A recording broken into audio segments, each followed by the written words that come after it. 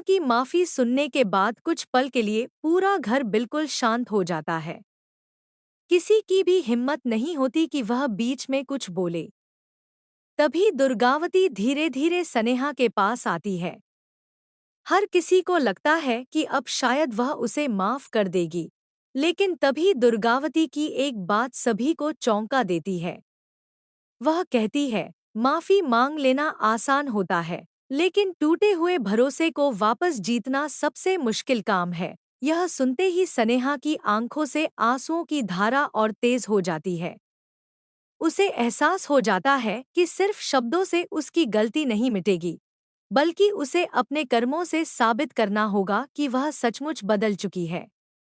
दूसरी तरफ परिवार के बाकी सदस्य भी दो हिस्सों में बंटे हुए नजर आते हैं। कुछ लोगों का मानना है कि हर इंसान को अपनी गलती सुधारने का एक मौका मिलना चाहिए, जबकि कुछ लोग कहते हैं कि जिसने एक बार विश्वास तोड़ा, उस पर दोबारा भरोसा करना आसान नहीं होता। इसी बहस के बीच गंगा माई की बातें सभी को सोचने पर मजबूर कर देती हैं। वह समझाती हैं कि रिश्ते नफरत से नहीं, बल्कि विश्वास और सच्चाई से मजबूत होते हैं।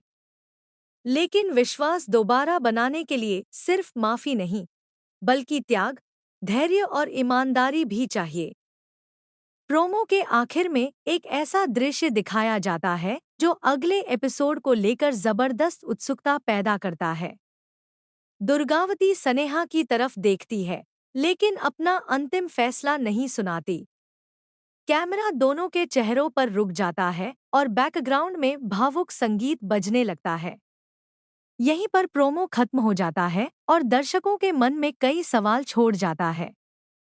क्या दुर्गावती आखिरकार सनेहा को माफ कर देगी? क्या सनेहा अपने अच्छे कामों से खोया हुआ विश्वास वापस जीत पाएगी? या फिर कहानी में कोई नया मोड़ आएगा जो पूरे परिवार की जिंदगी बदल देगा? फिलहाल, यह केवल प्रोमो के आधार पर की गई प्रतिक्रिया और संभावित विश्लेषण है। असली कहानी और घटनाक्रम एपिसोड प्रसारित होने पर ही स्पष्ट होगा।